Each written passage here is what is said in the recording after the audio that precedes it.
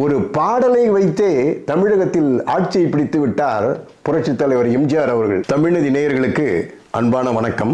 இன்றைய பதிவில் புரட்சித் தலைவர் பொன்மனச்செம்மல் 1977 பொது தேர்தலில் நின்ற போது ஒரு மிகப்பெரிய வெற்றியை அளித்தார்கள் தமிழக மக்கள். அந்த வெற்றிக்கு மூல காரணங்கள் என்னென்றால், அவர் நடித்த திரைப்பட பாடல்கள், அவருடைய கருணை உள்ளம், திரைப்படங்கள், அதன் வாயிலாக மக்களுக்கு தெரிவித்த கருத்துக்கள் எல்லாம் உங்களுக்கு தெரிந்தவைதான். அதில் குறிப்பாக 3 பாடல்கள், கவிஞர் முத்துலிங்கம் அவர்கள் எழுதிய 3 பாடல்கள் சிறப்பான இடத்தை பெற்றிருக்கிறது.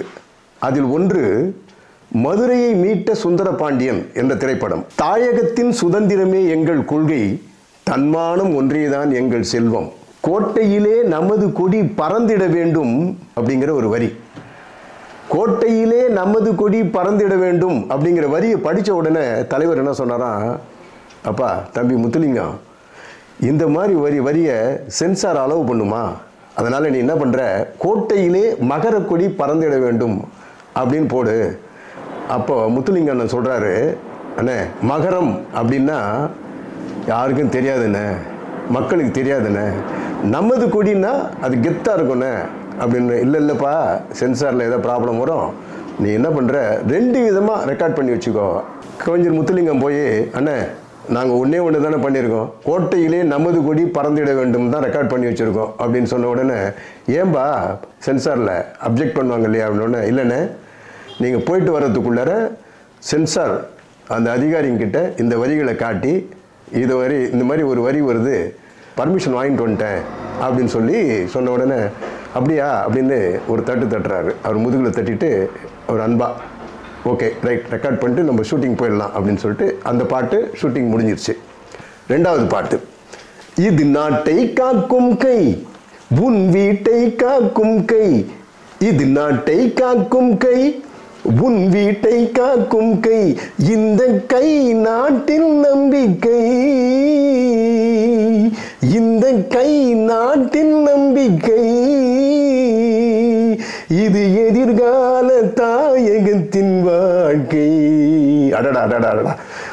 அதாவது நான் உங்கள் வீட்டு பிள்ளை, இது ஊரறிந்த உண்மை அப்படின்னு பாடினாரு. அதையே ஏற்றுக்கிட்ட மக்கள் இந்த பாட்டை ஏற்றுக்க மாட்டாங்களா? இந்த பாட்டையும் ஏற்றுக்கிட்டாங்க. இன்று போல் என்றும் வாழ்கல இன்னொரு பாட்டு அண்ணன் யேசுதாஸ் அவர்கள் பாடினது, அன்புக்கு நான் அடிமை, தமிழ் பண்புக்கு நான் அடிமை, அன்புக்கு நான் அடிமை, தமிழ் பண்புக்கு நான் அடிமை, நல்ல கொள்கைக்கு நான் அடிமை, தொண்டர் கூட்டத்தில் நான் அடிமை, அன்புக்கு நான் அடிமை, தமிழ் பண்புக்கு நான் அடிமை. இந்த 3 பாடல்கள் 1977 அதிமுக பொது தேர்தலில் நிற்கும் போது பட்டி தொட்டி எங்கேயும் பட்டே கலப்புச்சு. மக்கள் அப்படியே ஏற்றுக்கிட்டாங்க. எலெக்ஷன் ரிசல்ட் வந்துச்சு, தலைவர் முதலமைச்சர் ஆனார், அரியணையில் ஏறி உக்காந்துட்டாரு. இதை அமெரிக்காவில் இருந்து வெளிவருகின்ற வாஷிங்டன் போஸ்ட் என்ற பத்திரிகை எழுதுகிறது, ஒரு பாடலை வைத்தே தமிழகத்தில் ஆட்சியை பிடித்து விட்டார் புரட்சித் தலைவர் எம்ஜிஆர் அவர்கள். தலைவருக்கு திரைப்படங்கள் மூலமாக ரசிகர்கள் உருவானார்கள். அந்த ரசிகர்கள் அரசியலுக்கு அவர் வந்ததற்கு பிறகு தொண்டராக மாறினார்கள். இப்போது அவர் மறைந்தும் மறையாமல் இங்கே இருக்கிறார்கள்.